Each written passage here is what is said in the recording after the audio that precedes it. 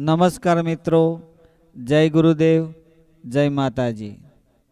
મિત્રો, ક્યારે પણ આવી બાધા કે આવી માનતા કે આવી આખડી ન રાખવી, કારણ આપણા માતાજી નારાજ થઈ જાય છે।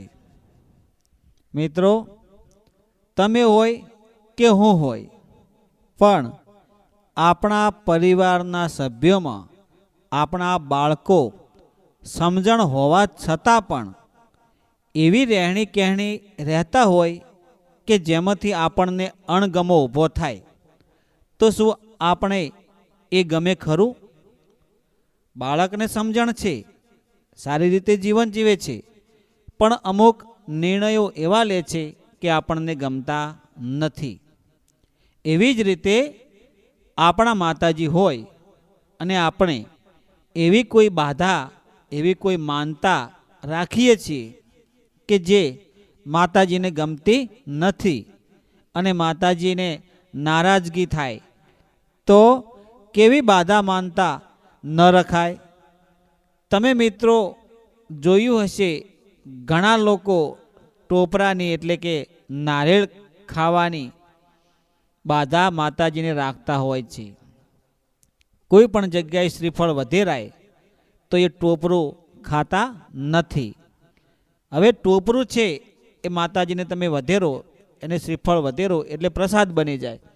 હવે એક તો માતાજીનો પ્રસાદ છે અને પ્રસાદ ન ખાય તો રિસાઈ જાય માતાજી, તમને લાગે છે? તો મિત્રો, તમારો મંતવ્ય અમને કોમેન્ટમાં જણાવજો, કારણ કે અમને જે મળતી માહિતી મુજબ અમે આ વિડીયો બનાવવાની કોશિશ કરી છે। એટલા માટે તમારા પણ પ્રતિભાવો અમને જણાવજો, કારણ કે સાચી સમજણ તમને મળે અને અમને પણ મળે।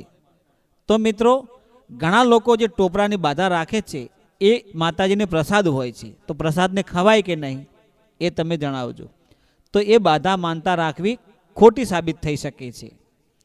બીજું મિત્રો, તમે જોયું હશે કે ઘણા લોકો પગમાં ચપ્પલ નથી પહેરતા, આ પણ એક બાધા ન રખાય, કારણ કે 50 રૂપિયાના ચપ્પલ માટે થઈ 50 રૂપિયાના ખાહડા સારું થઈ અને આપણે એ બાધા ખાહડા બરોબર એટલે કે ચપ્પલના જૂતા બરોબર આપણે એ બાધા માનતા ન રાખવી જોઈએ।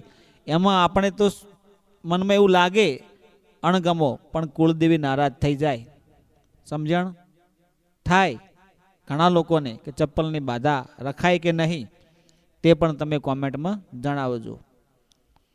બીજું મિત્રો, એવું હોય કે ઘણા લોકો ચાલતા જવાની ઉઘાડા પગે એટલે કે પગમાં ચપ્પલ ના પહેરવા, ઉપરથી કોઈ પણ જે બાધા માનતા રાખી હોય એ જગ્યાએ ચાલતા જવાની, આ પણ એક ખોટી સાબિત થઈ શકે છે। મિત્રો, મારું કહેવું એવું છે કે શ્રદ્ધા સાચી વસ્તુ છે, ભક્તિ સાચી વસ્તુ છે, પણ કહેવાનો મારો અર્થ એ છે કે પહેલાંના સમયમાં આટલા બધા સાધનોની સુવિધા નથી, એટલે બધા લોકો ચાલતા આવતા જતા, પણ અત્યારના સમયમાં તો ગાડીઓ છે, બધી રીતે તમને સુવિધા મળી રહે છે વાહનોમાં આવવા જવા માટે। તો પછી સાચી શ્રદ્ધાથી તમે માનતા બાધા રાખો અને તમે તમારા શરીરને, તમારા મનને, તમારા વિચારોને સકારાત્મક બનાવીને માતાજીના ભક્તિમય તમે બનીને સાચી શ્રદ્ધાથી ભક્તિ કરો, તો તમારે ચાલવાની જરૂર નથી, તમે વાહનોમાં પણ જઈ શકો છો। તો એક ચાલતા જવાની, ઉઘાડા પગે જવાની એ પણ બાધા માનતા ખોટી સાબિત થઈ શકે છે। આ પણ તમારા મંતવ્યો અમને કોમેન્ટમાં જણાવજો।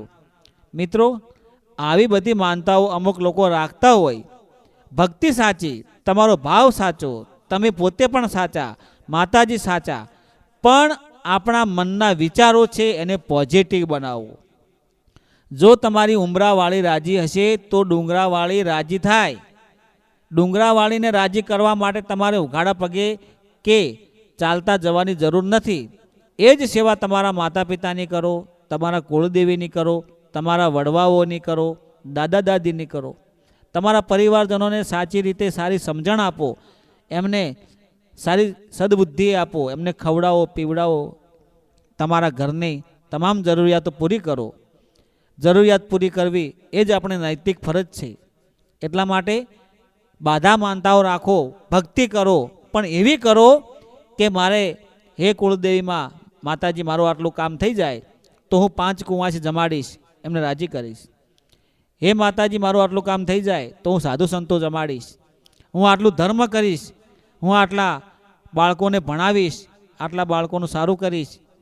કોઈ ધર્મનો પાયો રચાય એવી બાધા માનતા રાખો. આપણને અણગમો થાય એવું નહીં. જ્યારે આપણને ગમે તો માતાજીને ગમે, આપણે રાજી હોઈએ તો માતાજી રાજી. એટલે પહેલાં તો પોતે સજાગ થાવ, ચેતન થાવ, તો જે પોતે માણસ જાગૃત હોય એનું દેવ જાગૃત હોય. એવી સદબુદ્ધિ તમને મા કુળદેવી આપે, ગુરુદેવ આપે એવી હું આશા રાખું છું. મિત્રો, બોલવામાં કે અમારા વિડીયોમાં કંઈ પણ શબ્દોમાં ખામી રહી ગઈ હોય, થઈ ગઈ હોય તો તમે ક્ષમા કરજો. અને એવી આશા રાખું છું કે તમે તમામ મિત્રો હેમ ખેમ સર્વ કુશળ મંગળ હોય એવી ગુરુદેવને અને કુળદેવી માને પ્રાર્થના કરું છું.